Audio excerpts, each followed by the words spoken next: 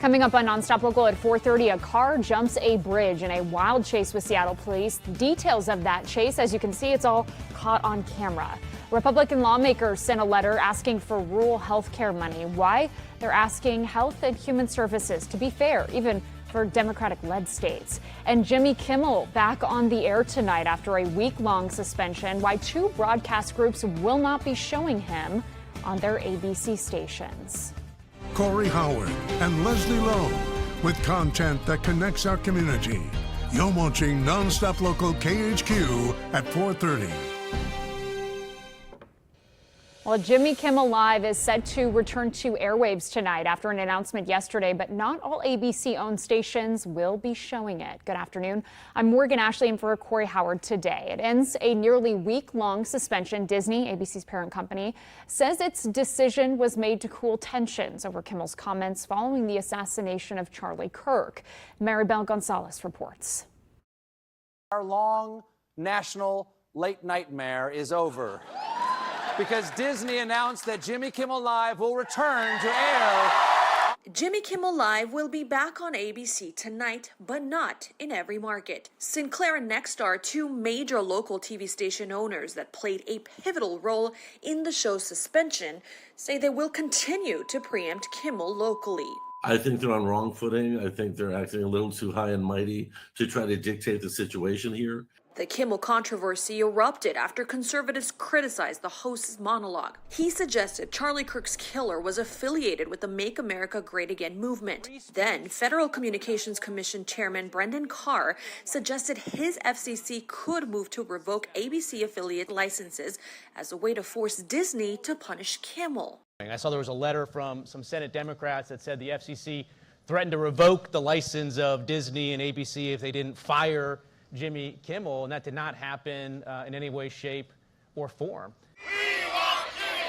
More than 400 artists penned their support of Kimmel in an open letter organized by the ACLU. The late-night show host suspension prompted protests and public calls to boycott Disney Plus and Hulu accounts. It's not fair, and I really support the First Amendment right and our right to free speech. A source familiar says Kimmel is planning to address the controversy in tonight's monologue. Maribel Gonzalez, NonStop Local. To a developing story now, a group of Republican representatives are sending a letter to Health and Human Services Secretary Robert F. Kennedy Jr., and they're asking for rural health care funds to be distributed fairly, even for states with Democratic governors. Washington Representative Dan Newhouse is among those who signed this letter.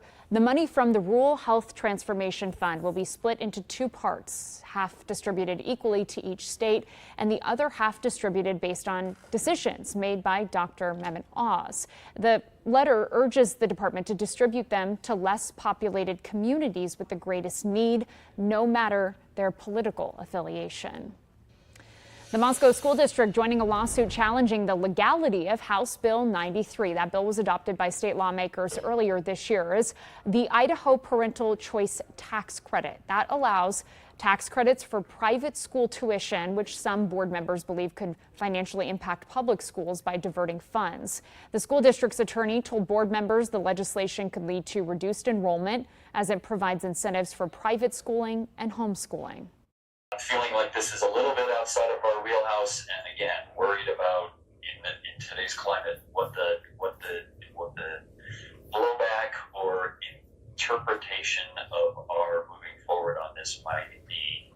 Governor Brad Little signed that bill into law back in February, and at the time he issued a statement saying in part, quote, "Idaho can have it all, strong public schools and education freedom. Providing high quality education for Idaho students will always be our top priority," end quote. Well, as you take a look outside, it is sunny, which is absolutely gorgeous. And then it's one of those times where you're like, well, I need the layers. There's a jacket that's needed. I know you were freezing today. I'm freezing today. Yeah. I think it's colder actually inside the building than it is outside. Yep. Some days that happens, but it's so beautiful outside. We'll is. take this for the first full week of fall for sure. All right, let's get a look at that weather forecast and we'll get you outside. You can see this live look and all the blue skies and the sunshine out there. Still seeing a little bit of haze, particularly back into parts of central Washington, but we are are certainly seeing some of those colors start to pop out there as well. Pretty low color here in Spokane, but we are starting to see some of those changes. You head up into some of the mountain locations over towards the Cascades, Northeast Mountains, and into parts of Idaho and Montana, and you're seeing some fuller color out there. And what a great time to be outside and enjoying those changes. It's 75 in Spokane, 77 degrees right now in Coeur d'Alene, mid 70s for Bonners Ferry, low into the 70s for Kettle Falls, mid to upper 70s around Winthrop into Brewster. We've got 80-degree temperatures for Moses Lake and for Ritzville. We've got 80s as well for the Tri-Cities into Lewiston and Orofino. All in all, it is picture perfect. You can see satellite and radar. It is all clear. That's that ridge of high pressure that is in place. Winds have been light throughout the day today. So again, comfortable.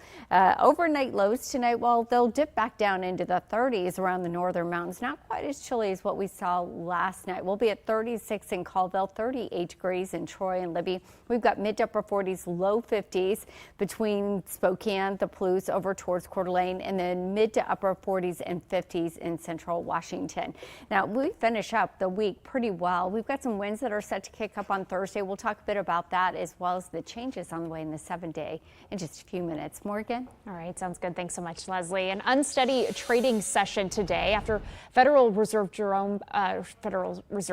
Jerome Powell commented on what could be decided at the Fed's October policy meeting. Those comments come just 1 week after the central bank approved its first interest rate cut in 2025. Fed Chair Powell repeated many of his reasons for the cut: a weakening labor market and elevated prices in an uncertain economy. He also offered hints the Fed will exercise caution in their upcoming decision. If we ease too aggressively, we could leave the inflation job unfinished and need to reverse course later to fully restore 2% inflation. If we maintain restrictive policy too long, the labor market could soften unnecessarily. A narrow majority projected at least 2 additional rate cuts this year at the Federal Reserve. These moves will most likely happening in October and in December.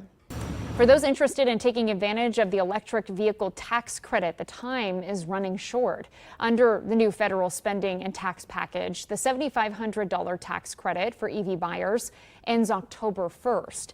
Consumers are rushing to buy vehicles ahead of that deadline, and industry insiders predicted a sharp drop in sales soon after.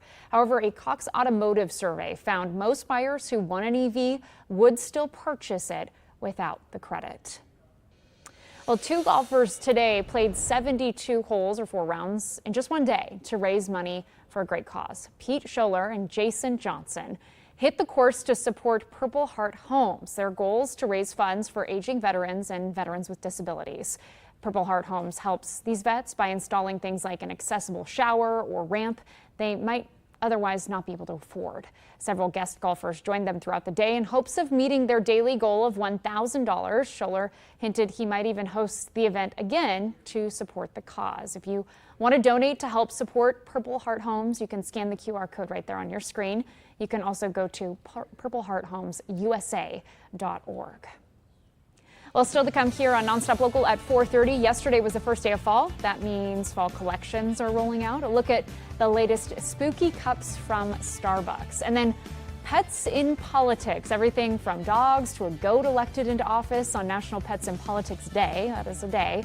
It does lead us to our question of the day.